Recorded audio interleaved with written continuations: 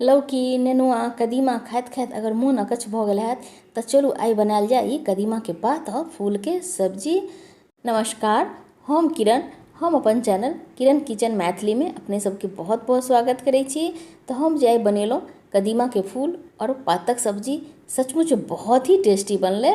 तो एक बेर ट्राई जरूर करबै और अपने सबसे रिक्वेस्ट है जे वीडियो के पूरा जरूर देखब और देखला के बाद वीडियो अगर पसंद आवे तो प्लीज़ हमारे चैनल के सब्सक्राइब और लाइक शेयर जरूर कर दे।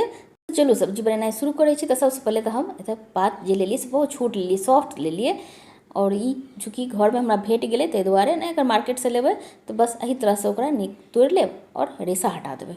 फूलों के किछु नहीं करऽ के छै, डंठल जे होइ छै ओकर हटा देबऽ के छै, डंठल वाला पार्ट, और देखिए कऽ लेबऽ के छै जे कहीं कीड़ा तो नहीं छै। एही तरह से बाकी सबके साफ कऽ लेब, छोट छोट पीस में तोड़ के राखि लेब आ धो के सुखा जरूर लेब, काटऽ से पहले एकरा धो जरूर लेब। तो देखियो धोला के बाद जहन सूखि गेलै तहन हम छोट छोट पीस में काटि लेलिए। तो ई काज अहाँ हाँसू से सेहो कऽ सकै छी, चाकू से सेहो कऽ सकै छी। मोट पातर जे छै से अहाँके ऊपर अइ, देखियो जे पात के केहन कंडीशन छै, बहुत सॉफ्ट छै तो कनी मोटो मोटो काटि दियो। फूलों के काटि के वही तरह से राखि लै छियै और हम कनी में डालबै आलू। तो दूटा आलू के छील के सेहो हम एहिठुना छोट छोट काटि लेलिए। देखियो फूल पात सब काटि लेलिए। आब हम एहिमे पोस्तू के यूज करबै तो पहले पीस लै छी पोस्तू। तो पोस्तू बहुत ही कम डालबै, ताहि दुआरे हम एहिठुना लोढ़ी सिलौट पर पीसलिए यऽ, बहुत ज़्यादा इमें नहीं डालऽ के छै। अगर अपने पास लोढ़ी सिलौट नहीं है तो ई मिक्सी में अहाँ सेहो कऽ सकै छी काज। तो चलो सब्जी बनाना शुरू करै छी। तो कढ़ाई लऽ कऽ 2 चम्मच तेल डाल दिलिए। तेल जहन गर्म भऽ गेलै तो डाल दिलिए मेथी, तो हाफ चम्मच मेथी, हाफ चम्मच राई, और ये दोनों जहन बढ़िया से चटक गए तो कनी डाल दिलिए हींग, और हींग के साथ में डाल दिलिए हरी मिरचाई। आब जे छै से डाल दै छियै 2 बारीक काटल प्याज, एकदम पातर पातर काटि के प्याज डालिए।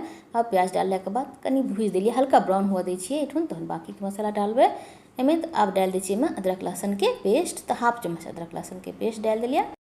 प्याज अदरक लहसुन के पेस्ट के साथ में कनी दुनू के भूज दै छियै, इससे बहुत ही बढ़िया टेस्ट आबै छै। अदरक लहसुन के टेस्ट भुजला के बाद फिर एहिमे डाल दै छियै ई आलू, कियाकि आलू के पाकऽ में कनी टाइम लागै छै। तो पहले आलू डाल के आ साथ में भुजबै तो प्याज के रस के साथ इहो पाकैत रहतै आ भुनाइत सेहो रहतै।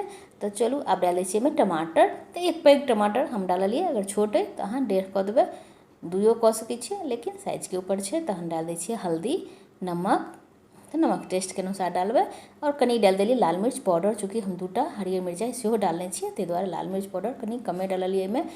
तो आलू कनी भुजा गेलै तो आब डाल दै छियै कदीमा के पत्ता जे हम काटि के रखने रहिए धो कऽ, तो एहिमे डाल दै छियै। साथ में कनी कदीमा के पत्ता और आलू के सेहो भुजबै, कियाकि आलू पाकऽ में टाइम लागै छै, एहि सबके पाकऽ में बिल्कुल ही टाइम नहीं लागै छै। तो इसमें कनी भुजनाइ जरूरी छै, इससे टेस्ट बढ़िया हेतै, ताहि दुआरे पहले डालि कऽ आ पहले भूज दै छियै साथ में। अखन फूल नहीं डाललिए एहिमे, फूल बहुत कोमल होइ छै तो एकदम पते नहीं चलत जे कहाँ चलि गेलै, ताहि दुआरे हम लास्ट में डालबै फूल। तो देखियो बहुत हद तक यहाँ एठुना हम भूज लेलिए कदीमा और आलू के। तो आब हम डाल दै छियै एठुना कदीमा के फूल जे हम काटि के रखने रहिए, और एहि सबके साथ में एक बार बढ़िया से भूज लै छियै। बीच बीच में ढकि सेहो देलिए ताकि जल्दी पाकि जाए। तो देखियो एठुन कनी ड्राई भऽ गेलै, पानि कम बुझायल तो हम कनी पानि धऽ देलिए एठुन। आ पानि देलाके बाद बढ़िया से मिक्स कऽ दै छियै आ 2 मिनट के लेल और ढकि दै छियै, ताकि बढ़िया से सब्जी छै से मिक्स भऽ जाए। देखला से तो बुझाइ छै सब्जी जे छै बहुत हद तक पाकि गेल छै। आब एहिमे डाल दै छियै कनी मीठा। तो मीठा में हम डाललिए गुड़ के पाउडर, और अगर अहाँके गुड़ के पाउडर नहीं है तो कोनो बात नहीं, चीनी डाल दियो। कनी हमरा हल्का मीठापन टेस्ट चाहिए, कियाकि बंगाली स्टाइल बना रहल छियै। तो हम एहिमे डाल देलिए आब ई पोस्तू के दाना जे पीस के रखने रहिए, आ डालि कऽ बढ़िया से मिक्स कऽ दै छियै, कियाकि बहुत देर पकाबऽ के नहीं छै पोस्तू दाना। अगर बहुत देर पकेबै तो कड़वा भऽ जायत, तेँ बहुत देर नहीं पकेबै। तो चलू 2 मिनट के लिए ढक दै छियै, बहुत ज़्यादा नहीं, 2 मिनट, ताकि बढ़िया से सब जो मसाला एक साथ मिल जाए। तो देखियो बहुत, तो ई तो देखले से बुझा रहल छै कि सब्जी भऽ गेलै।